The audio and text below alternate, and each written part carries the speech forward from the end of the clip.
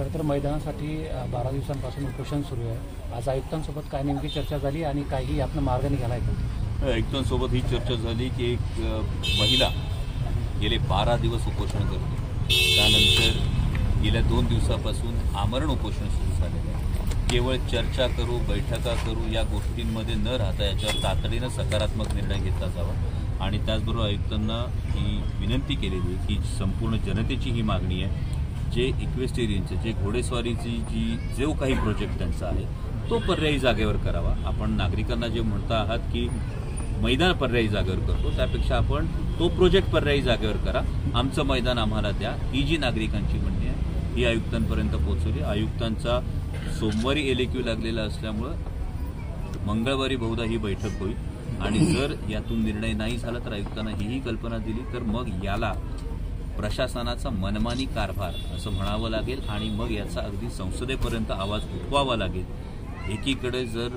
मोदी सरकार, केंद्र सरकार खेलो इंडिया म्हणतो आणि दुसरीकडे जर सर्वसामान्य मध्यमवर्गीय कुटुंबातल्या मुलांच्या हक्काचं खेळाचं मैदान जर हिरावून घेतलं जात असेल तर याच्यामध्ये नक्की कुणाचे हितसंबंध गुंतलेले आहेत, यामध्ये नेमका हा प्रशासनाचा तुघलकी कारभार का सुरू आहे, या सगळ्याची उत्तरं आणि या सगळ्याचा जाब हा पालिका प्रशासनाला विचारण्याचा। आरक्षित मैदानाची जागा ही खासगी संस्थांच्या घशात घालण्याचा प्रयत्न होतो इथं आणि आता अधिवेशन देखील सुरू आहे, तर या अधिवेशनात हा मुद्दा उचलला जाणार का जर न्याय मिळाला? यामध्ये फार महत्त्वाची गोष्ट आपण लक्षात घेतोय की अनेक वर्ष म्हणजे अनेक महानगरपालिका, नगरपालिका, जिल्हा परिषदा, स्थानिक स्वराज्य संस्थांच्या 2-2, 3-3 वर्ष, काहींच्या तर 4-4 वर्ष निवडणुकाच झालेल्या नाही।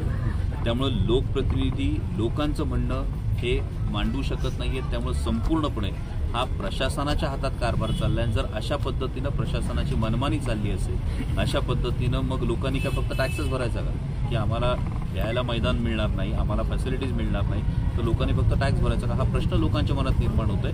यासाठी माझी प्रशासनाला विनंती आहे की जर या एकूण तब्बल 40 सोसायट्यांचे जर एक म्हणणं असेल, म्हणजे या 40 सोसायट्यांमध्ये राहणाऱ्या सगळ्या माणसांचं जर आपण म्हणू शकत असाल तर या 40 सोसायट्यांचं जर म्हणणं असेल की आम्हाला आमचं मैदान पाहिजे, तर मग पालिका कोणासाठी आहे, पालिका कुणाच्या हिताचा विचार करते, या नागरिकांच्या हिताचा तुम्ही विचारच करणार नाही आहेत का?